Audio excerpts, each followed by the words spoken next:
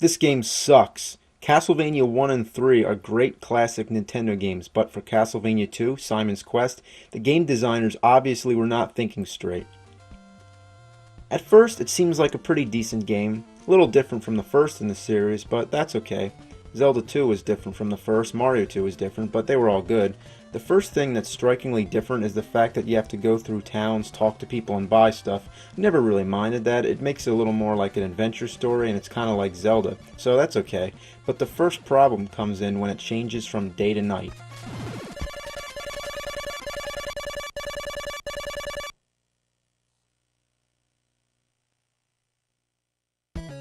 Why does this need to happen so often? Like every 5 minutes? Why does it take so long? Nobody feels like sitting through this every time. How would you like it if you were playing a game and then every 5 minutes I came over and paused it, then counted 10 tedious seconds and then let you continue play the game?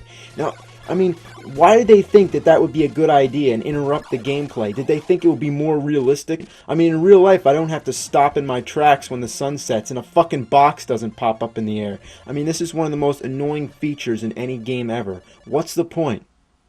Yeah, the monsters are stronger at night and the stores are closed, but why is that necessary and why does the game have to stop? It's fucking retarded.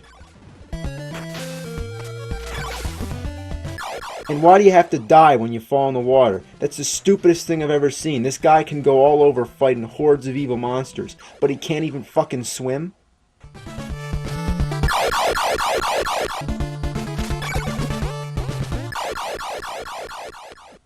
Sometimes I don't feel like going down the stairs just to get down to ground level. There's no reason I should have to do that when I can just take a shortcut and jump down.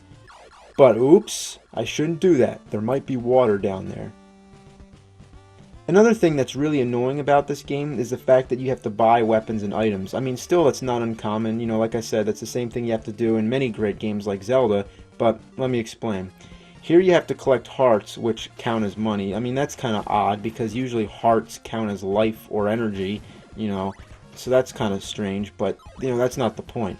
The point is that the items you need to buy are too fucking expensive, and the hearts don't add up enough. It takes too long to get enough of them to buy something, and it gets boring wandering around killing the same monsters over and over again just so you can buy a flame whip or something.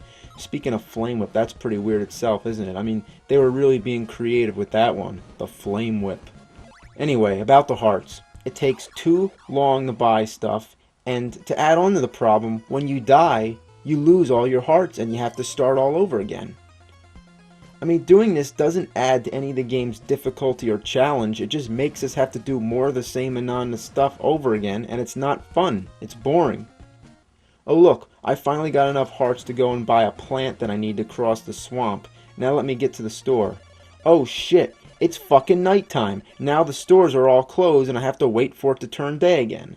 Oh well, I might as well kill some zombies in the meantime and stock up on some more hearts. Oh shit, now I gotta start all over again. One of the worst things in the game are the pitfalls, which are areas where there's like stones or blocks that look like you could walk on them, but instead you just fall through. It's impossible to tell where these spots are the first time walking through, so you just have to keep throwing holy water all over to see where they are. It's retarded. Why should I have to do that? Again, it doesn't add up to any of the fun, challenge of the game. It's just unfair and it's annoying. In the dungeons, there's no bosses at the end, which is a big disappointment. Every Nintendo gamester knows that at the end of a level or a dungeon, labyrinth or whatever, there's always supposed to be a big guy who you fight. But here, they just got lazy and only put a few bosses in the game and left some of the dungeons just empty, like this one.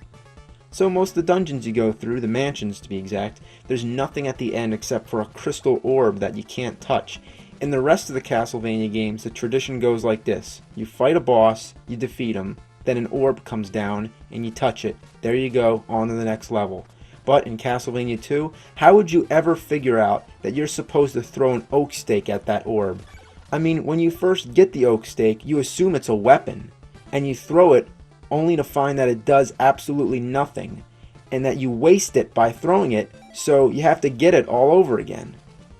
There are parts in the game that are definitely not self-explanatory and are too hard to figure out. Take this dead end, for example. Would you guess that you're supposed to pass through this wall? How? You have to kneel down by it for like 10 seconds. Now still, that's not enough to make it so cryptic and hidden that we can't figure it out. Oh, please give us more for our buck and make it harder so we can wander around the whole game and exhaust every possibility before we find out.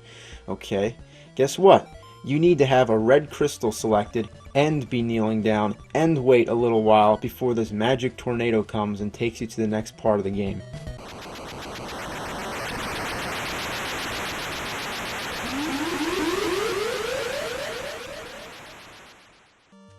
Most of the townspeople have things to say which aren't important at all, so why do you have to read them? Here in the dungeons, there's books that you may find which actually give you clues about things in the game that you may need to know about. But when I find these books half the time, it's by accident, so I may hit the button and cancel it out, which means that I don't even get to read it and I don't have a second chance. Why can't I do that when it changes from day to night? That would actually be helpful. So what the game designers figured is this. It isn't absolutely necessary for me to read about how to find Dracula's castle or what I'm supposed to do with an oak stake, but what I do need to read, again and again constantly, is the morning sun has vanquished the horrible night. How about vanquish this horrible game? The only sure way to get through this awful game is to enter a code, but even that is way more tedious than it should be. While most of the Castlevania games have symbols you enter for a code, this one just has a whole bunch of numbers. I mean, like, one of those little parts would be enough for a password, but why 4? Like, why so many? In general, I hate games that have passwords like this because sometimes they have uppercase and lowercase letters. Like, the L's, you know, look like I's, the zeros look like O's, the 8's look like 5's. So, you know, why does there have to be so many digits? You know, like, why can't it just be numbers or something? Like, you know, just numbers and not letters. I mean, it takes me like 5 minutes to enter this code when it should only take like 5 seconds. It's friggin' stupid. Okay, so say we enter the code and we go to Dracula's castle. You'll be pretty disappointed how anticlimactic this game is. It isn't even worth putting in a code, let alone playing the whole game all the way through, which if you did, I feel bad for you. I mean, first of all, there's no enemies in Dracula's castle. You just walk all the way through, and the only obstacles are just like going up and down steps, which won't hurt you, and they aren't challenging either. They're just tedious. I mean, what the hell is the point of going through the castle if there's nobody to fight? Did the game designers just like run out of time or something? So then you get up to Dracula, and guess what? He doesn't look anything like Dracula. Instead, he looks like a Grim Reaper, and he throws sickles. I mean, did the people who made this game even know what Dracula is? He's a fucking vampire. Alright, on top of everything, Dracula's way too easy. Check this out. This is a trick that I discovered myself, and so could you without the help of any strategy guide. When Dracula first appears, he stands there for a while, and he gives you plenty of time to land lots of free hits. Not only does he stand there for a long time, but everything that hits him will stun him and give you even more time. Naturally, you'll probably be using the flames because it's one of the most effective weapons in the game, but using it against Dracula, it makes it simply impossible for him to even do anything. He has no chance. The second you start throwing that shit at him, you've already won. I mean, why is it that easy? Did they even test this shitty game out before they released it? What a piece of shit. I mean, I feel horrible that I had to play this game in order to make this video, but I did it to demonstrate its dreadfulness, and I forced myself to play it just so that you don't have to. So you should thank me for telling you to stay away from this horrible, steaming pile of goat shit. I mean, I know it's useless complaining about a game that was made back in the late 80s or earlier 90s or whatever, but it just blows my mind how fucking horrible it is. I mean, it's consistently annoying. Why? Why is it so bad? If all these problems were changed, then we'd have a great trilogy of classic Castlevania games, but history is history, and we might as well try to count Castlevania 3 as, you know, the second in the series, and leave this awful piece of horseshit alone, as it stands today as one of the biggest fuck-ups of all time. Thank you for listening. Good night.